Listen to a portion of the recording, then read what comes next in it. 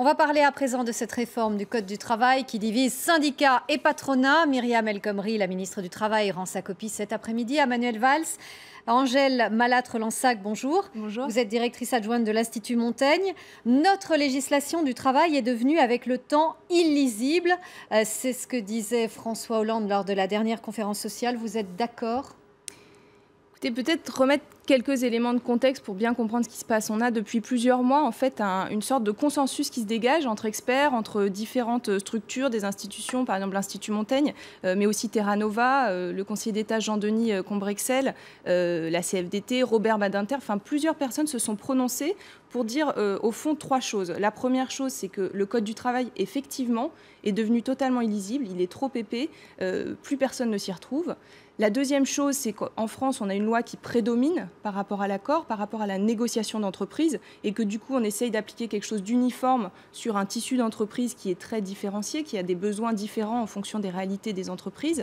Et puis, la troisième chose, c'est qu'on a besoin effectivement de redescendre au niveau de l'entreprise, au niveau de la réalité pragmatique pour avancer. Et donc, on peut saluer effectivement le fait que le gouvernement se soit emparé de cette question. En tout cas, le chantier s'annonce gigantesque. On le rappelle, le Code du travail, c'est environ 8000 articles. Mais le gouvernement veut aller vite. Un projet de loi sera présenté au début de l'année prochaine pour une adoption en principe mi-2016. Le texte, vous l'avez dit, s'inspire du rapport de Jean-Denis Combrexel, remis en septembre au Premier ministre. Pas de révolution pour l'instant, mais une réorganisation de la législation sociale, sans toucher ni au contrat de travail, ni aux 35 heures, ni au SMIC. Un code jugé aujourd'hui beaucoup trop compliqué par les entreprises. Regardez en Eure-et-Loire ce reportage dans une grosse PME, reportage de Fabien Chadeau et Géraldine Desqueroux. Pierre Catelineau est directeur des ressources humaines d'une grosse PME spécialisée dans la fabrication de pièces de quincaillerie. Pour gérer les 190 salariés de l'entreprise, il ne se sépare jamais de cet ouvrage volumineux. C'est le Code du travail. C'est lourd. Ah oui, c'est assez lourd, hein. Très fastidieux à étudier. Hein.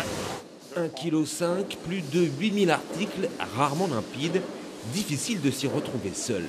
On est aidé par des spécialistes à faire l'exégèse de ce qui est écrit là-dedans, mais c'est plutôt compliqué, oui. Et tous les 3 jours en moyenne, le code grossit d'une page supplémentaire. Autant de règles nouvelles à respecter, comme les entretiens professionnels. Une fois tous les 2 ans, en plus des bilans annuels d'évaluation, l'employeur doit recevoir chacun de ses salariés pour parler de son évolution professionnelle. Je rappelle que donc, la date butoir, c'est le 7 mars. Que si jamais on ne respecte pas les obligations, on peut être pénalisé jusqu'à 3 000 € par salarié. Aujourd'hui, on nous demande un formalisme supplémentaire qui va amener indéniablement une charge de travail supplémentaire. Ces règles, de plus en plus contraignantes, améliorent la protection des salariés, mais finissent pour ce dirigeant par devenir des freins à l'embauche. Angèle Malatre-Lansac, c'est possible d'assouplir cet énorme code du travail en touchant ni à la durée légale du travail, ni au SMIC, ni même au contrat de travail. Ce qu'il faut faire aujourd'hui, ce qu'il faut dire clairement, c'est qu'il y a 2 enjeux. Il y a un enjeu, c'est celui de la lisibilité. On le voit très bien là dans ce petit reportage. C'est devenu illisible, c'est-à-dire c'est impraticable, notamment pour les petites entreprises et puis pour les salariés les plus fragiles qui n'arrivent pas en fait à s'équiper et qui ne peuvent pas comprendre leurs droits. Donc ça, c'est le premier enjeu. L'autre enjeu qui est vraiment important, c'est de se dire comment est-ce qu'on distingue ce qui est un peu ce qu'on appelle techniquement l'ordre public absolu, c'est-à-dire on ne peut pas déroger, c'est inaliénable, c'est tout ce qui est le harcèlement, l'égalité homme-femme, la santé, le fait de devoir motiver quand vous licenciez quelqu'un.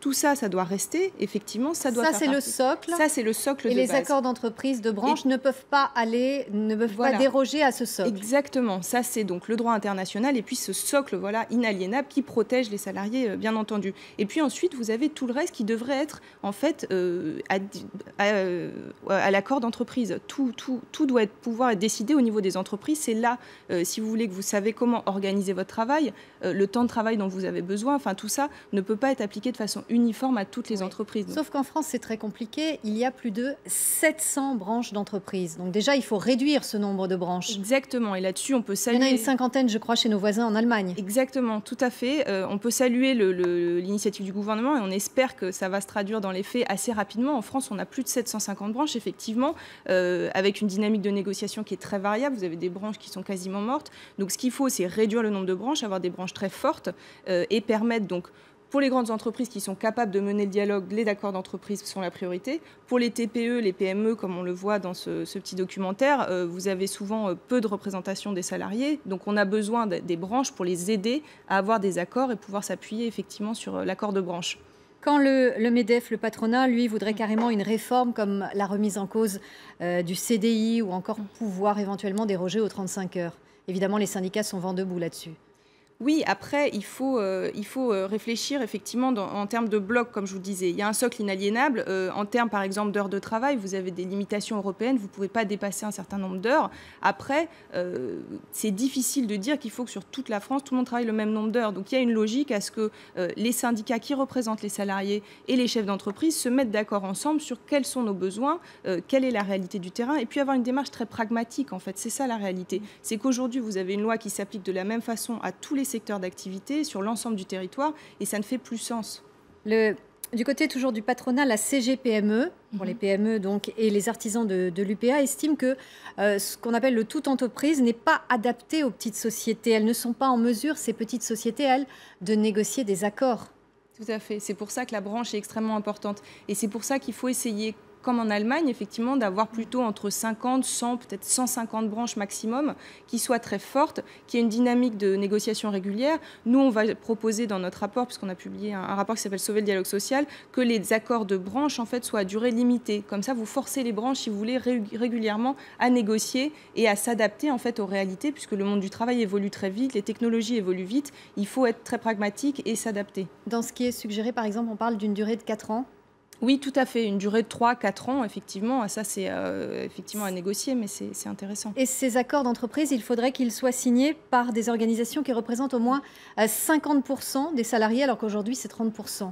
Voilà, c'est ce qu'on appelle l'accord majoritaire. Il y a un vrai enjeu en France, c'est que nous sommes un des pays développés avec le taux de syndicalisation le plus bas. Oui, on a le taux de syndicalisation le plus bas. Alors, ça risque de poser des problèmes. En fait, au lieu d'accélérer, ça risque de freiner encore les choses. Alors, il y a un vrai enjeu, c'est-à-dire quand on dit il faut plus de responsabilités et plus d'accords d'entreprise, ça veut dire qu'il faut que les partenaires sociaux prennent leurs responsabilités. Ça veut dire mieux former les représentants des salariés. Ça veut dire que les chefs d'entreprise aussi prennent leurs responsabilités, s'engagent à leur permettre des déroulés de carrière satisfaisants. Ça veut dire aussi qu'on limite les mandats dans le temps. Il ne faut pas que vous passiez plus de 50% de votre temps à être dans des fonctions syndicales, puisqu'il faut que vous ayez un pied dans l'entreprise, que vous sachiez un petit peu la réalité de l'entreprise. Donc ça veut dire effectivement qu'il faut qu'il y ait une légitimité plus forte des différents interlocuteurs pour que la négociation se fasse. Mais si vous donnez des vrais sujets à négocier, du grain à moudre en fait aux partenaires sociaux, on peut se dire qu'ils vont prendre leurs responsabilités et du coup être plus légitimes et plus forts. Aujourd'hui, ce n'est pas le cas. Le syndicat réformiste comme la CFDT dit OK pour plus de souplesse, mais se dit opposé à ces référendums d'entreprise parce que cela contournerait les représentants du personnel.